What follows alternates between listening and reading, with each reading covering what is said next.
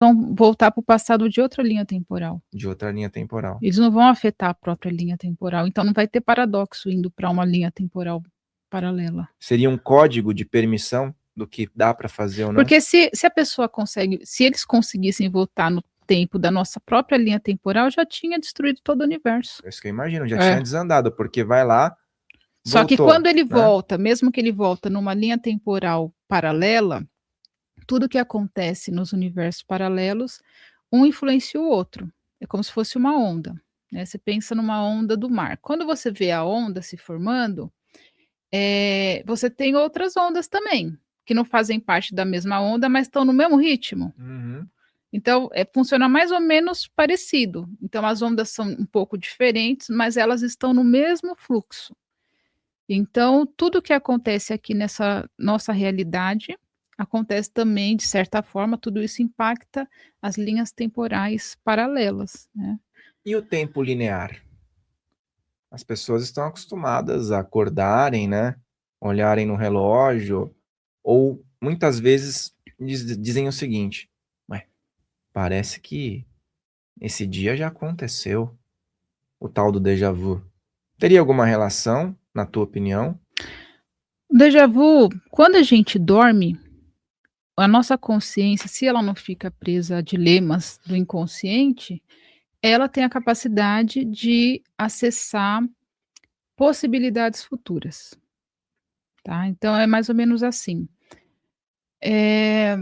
Vamos pensar que para o amanhã meu, existem 10 possibilidades rodando. Quando eu durmo, a minha consciência, ela sabe dessas 10 possibilidades, e aí ela escolhe uma. Então a escolha, na verdade, ela se dá no nível acima. A gente acha que a gente toma escolha aqui nessa realidade manifestada, mas a gente não toma. A gente escolhe a linha temporal que a gente vai seguir no astral. Porque lá no astral, né, a nossa consciência já viu as possibilidades.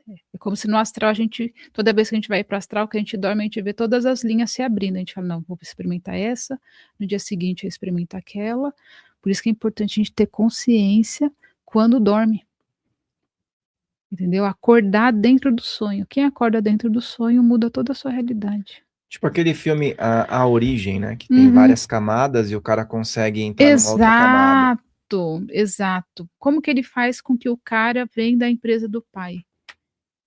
Ele tem que convencer o cara no sonho, porque é através desse nível que a realidade vai ser manifestada. Ele implanta dentro lá do inconsciente do cara a escolha. Entendeu? Então, ao invés da consciência dele ver as linhas de possibilidade e falar: "Vou escolher essa", como foi feita a inserção, né, no filme fala da inserção, Uhum. então ele age de acordo com a inserção, porque ele nem viu que foi enxertado informação ali. Não, e é muito curioso porque ele pode acordar no sonho do cara, mas ele ainda tem que acordar no sonho dele. Porque às vezes ele Uhum. tem numa outra camada.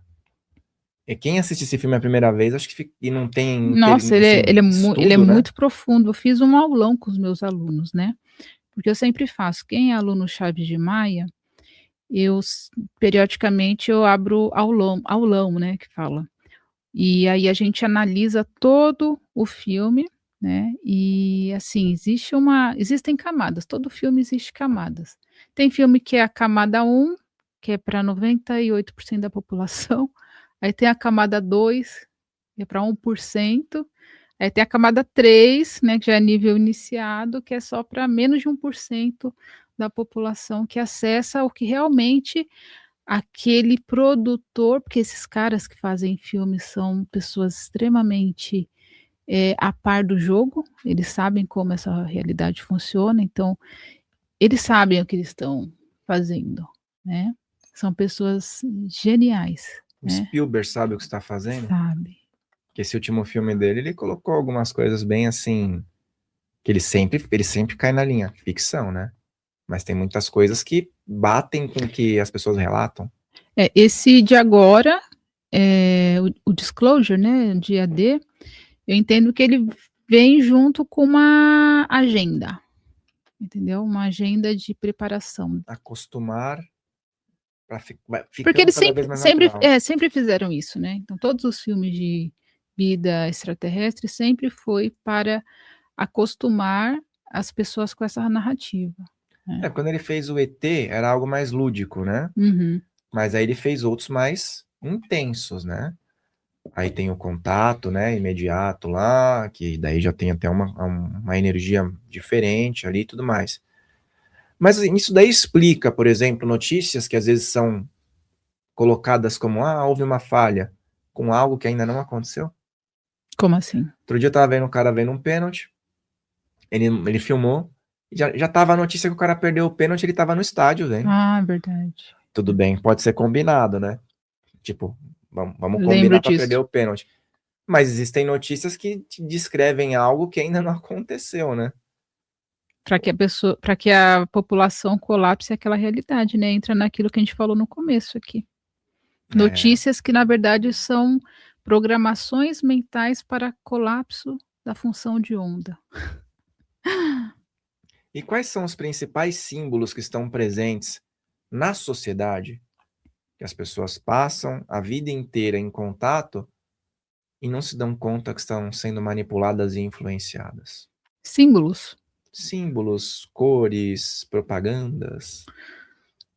Ó, vou falar uma coisa que eu descobri, né, agora eu tô montando a expedição para o Egito, e assim, as coisas que eu tô descobrindo, inclusive quem tiver interesse, 12 de agosto, últimas vagas e último mês também para fechar, né, a partir do mês que no último mês que vem, né, junho, a gente tá em maio. Agora a gente está em maio, vai entrar junho, julho, 2 É, meses. junho. Junho é o último mês para quem tiver interesse, então, a expedição começa dia 12 de agosto lá no Cairo, né. E uma das coisas que eu descobri, que eu achei bem interessante, a questão do olho. Então a gente tem toda uma alegoria por trás do mito do olho de Horus, só que o hieróglifo do olho é o que me deixou mais, assim, impressionada, né, que eu estou estudando hieróglifos também. Quando você vê um hieróglifo de olho, dependendo do contexto, na maioria das vezes representa fazer, ir. Então, quando você lê o olho, você lê faça. Então, quando eles usam o olho, dependendo do contexto, principalmente em logomarcas e tudo mais, é basicamente um código de comando. Faça tal coisa. Só que aí a pessoa vai falar: "Ah, mas eu não leio o hieróglifo", mas o seu inconsciente lê. Porque isso aí vem lá da Atlântida. É um conhecimento que está no inconsciente coletivo, todo mundo sabe, inconscientemente. A gente pega o símbolo da Rede Globo, símbolo da Band, faça, faça, faça, faça, faça. Big Brother é um olho. É verdade, tem muitas referências a essa simbologia em vários lugares, né? Uhum. E Outra coisa que eu percebi, quando a gente pega o símbolo do Power BI, o símbolo do Power BI é o trono de Ísis. Quando a gente pega o símbolo do Google, é Ra, é o sol. Olha só, eles usam hieróglifos nas marcas deles, porque hieróglifo, símbolo, tem poder de manifestação na realidade, e enquanto isso deixa a humanidade totalmente alheia a esse tipo de conhecimento. Por que que eles vão dar essa informação pra gente? Você vai dar informação pra pessoa que você quer manipular. são informações a toque de caixa, na verdade, porque não há uma explicação. Acho que tudo que a gente vê de forma simbólica e que acaba influenciando a sociedade moderna, acaba resvalando no Egito, né? Uhum. E lá, quando você for, você Porque pretende entrar nesses locais com a galera e explicar com certeza, fazer explicação no in loco, em in loco. loco. Inclusive da eu estava acessando aqui, mas enfim, é que se eu for ir para esse lado a gente não termina hoje. Mas a questão, por exemplo, da lâmpada de Indendera, né, eu consegui decodificar muita coisa ali. Em breve eu compartilho com o pessoal, quem for vai ver lá no local. O zodíaco de Dendera, eu consigo vincular ele com a Atlântida, então estou fazendo uma série de descobertas referente a isso, né, então pretendo compartilhar aí durante muitos e muitos anos muita informação com todos. Sim, Porque vai continuar. informação não para de chegar, assim, sabe, é o acesso eu fico, assim, chocada, falo assim: "Gente do céu, quanta mentira que nos contam, quanta informação perdida", assim, sabe, fico abismada. Você falou que teve uma experiência com uma benzedeira e que foi muito reveladora para você. Você quer contar para nós aí? Ah, sim. A gente pensando aqui nos tópicos, né, eu falei assim: vamos falar de benzimento, né", que você também é sua área também a questão do Também benzimento, gosto né. muito.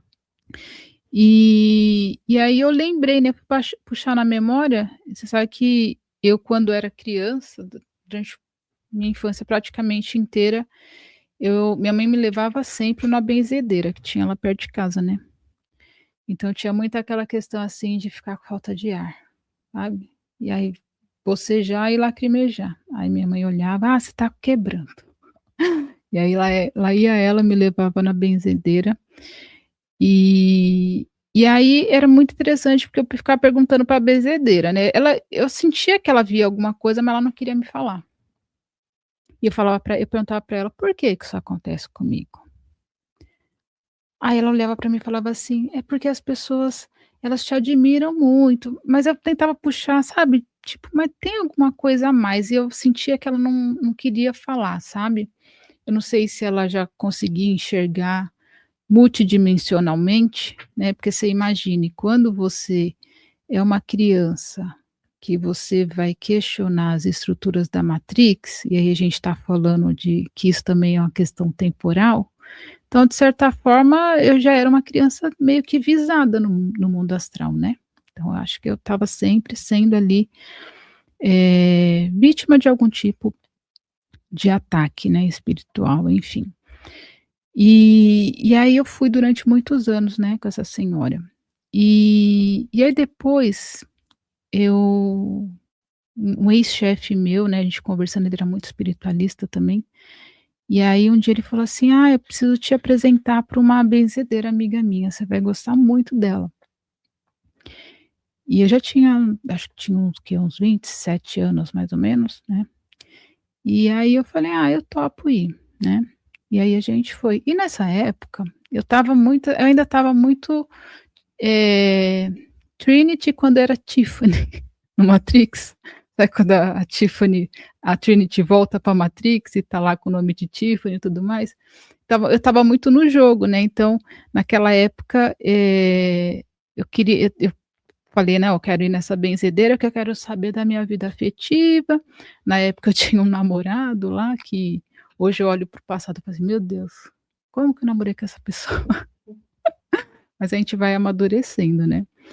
E aí eu cheguei lá, eu falei assim: "Ah, eu vou perguntar do meu relacionamento, né". Porque além de benzer, ela também via as linhas temporais futuras da Energia. pessoa, né. Aí ela começou e ela fazia toda essa leitura com o terço, então ela começava a ler o terço, aí ela olhava assim no topo da sua cabeça, ela começava a ver seu futuro. E aí eu perguntando para ela: "Ah, então, porque eu quero saber sobre o fulano de tal". E aí ela começou a falando outras coisas. Eu: "É, sim, mas e o fulano de tal?". E ela só aí teve uma hora que ela pegou e falou assim, aí ela fala que abriu uma luz, assim, ela pegou, aí meu ex-chefe estava do lado, ela falou assim: "Que coisa mais linda que eu tô vendo, queria que você estivesse vendo.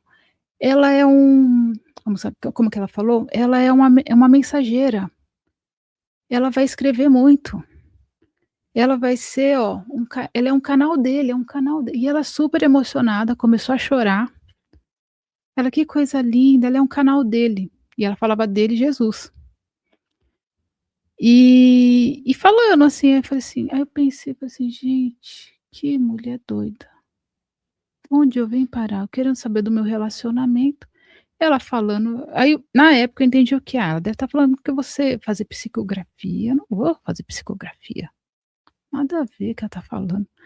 Dentro de mim, né. Eu: "Ah, tá, legal". Não me respondeu sobre relacionamento. Só falou assim: "Não, não", tipo assim, desconversando, não quis me falar nada, eu fiquei muito brava, muito brava. Falei: "Olha só como eu estava inserida na Matrix". Aí esse meu ex-chefe: "E aí, você gostou dela?" Eu: "Uhum". E por dentro falei assim: "Ai gente, viagem perdida". Aí, depois de uns meses o relacionamento não deu certo, e aí quando eu publiquei o meu livro, que eu percebi isso que a gente falou hoje, que dessa questão de eu receber informação que não era minha, aí eu comecei a lembrar, falei assim: "Gente, aquela benzedeira falou que eu ia ser um canal, né, de algo que vinha de cima, e eu não dei bola pra mulher, achei que a mulher era doida". Tudo a ver, né. Então você vê, às vezes a gente acessa uma informação que a gente não tem a menor noção, né, do que do que aquela pessoa está vendo, né. Você está tão à parte daquela sua linha temporal futura, porque, assim, se a gente comparar a Danusa que está aqui conversando com você agora e a Danusa que estava ali passando com a benzedeira, é como se fossem 2 pessoas totalmente diferentes. Totalmente diferentes. Tanto é que a que estava lá ouvindo não entendia, sabe quem entendeu? A Danusa de agora, entendeu a mensagem dela. E essa benzedeira você ainda sabe onde encontrar?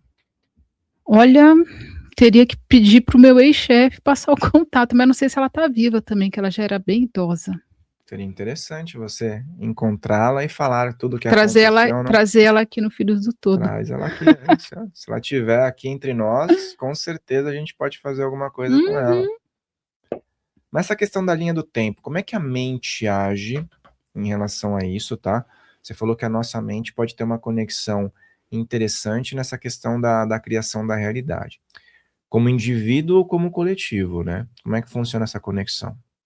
Não entendi a sua pergunta? A realidade física sendo apenas então uma projeção, as pessoas podem utilizar a mente delas para criarem Uhum, linhas temporais, linhas de realidade, seria isso? sim. Tem que saber, escolher conscientemente, né. Porque é mais ou menos assim também, Fael. Às vezes a nossa consciência, que ela tem consciência do todo, às vezes ela vai escolher uma linha temporal que nem sempre é a mais favorável. Por quê? Porque ela quer aprendizado, sabia? Ou às vezes ela olha uma linha temporal que a pessoa falaria: "Ah, essa é a mais favorável", só que a consciência sabe que tá, é a mais agradável, mas não tem ganho, sabe? Então por isso que é importante essa questão do autoconhecimento. E por isso que é importante a gente entender a adversidade como oportunidade de crescimento. Sabe por quê? Porque foi a gente que escolheu passar por aquela adversidade, porque a nossa consciência, que quando está fora do corpo tem consciência do todo, ela entende que aquilo é o melhor. Então, para a gente mudar de realidade, na verdade, a gente precisa aprender, porque geralmente as coisas sempre voltam. Né, então se a pessoa, tem um problema X, aquele problema X vai e volta.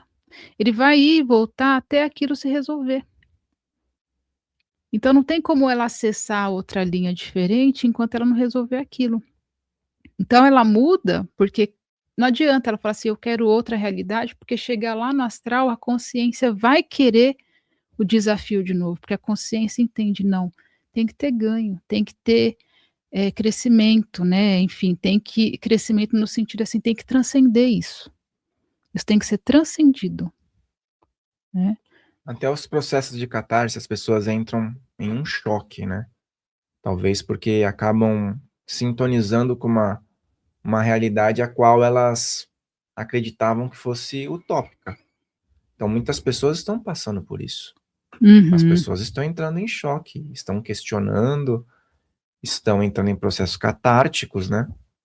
Talvez por todas essas influências que você falou, né? uhum, sim.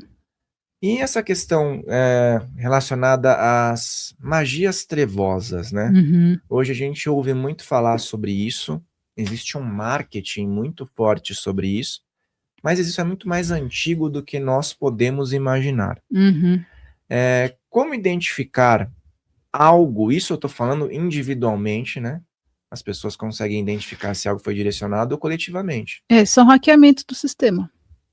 Igual a engenharia do caos que eu expliquei aqui no começo, é um hackeamento. Você entende como o universo funciona, mas você fala assim: não, eu quero hackear. Eu não quero resolver lá em cima, eu não quero ter ganho, não quero ter consciência. Eu quero as coisas do meu jeito. Eu quero hackear as regras, né?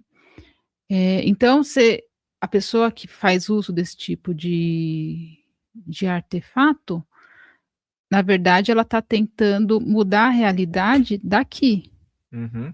certo? Não a nível de consciência, porque se fosse a nível de consciência, ela vai sempre escolher o que é melhor para o espírito, não o que é melhor para o ego. Só que aí, quando desce aqui na realidade manifesta, é o ego que é do jeito dele. E o ego só consegue manifestar burlando o sistema, hackeando o sistema. Aí entra na questão da magia trevosa, né? Uhum.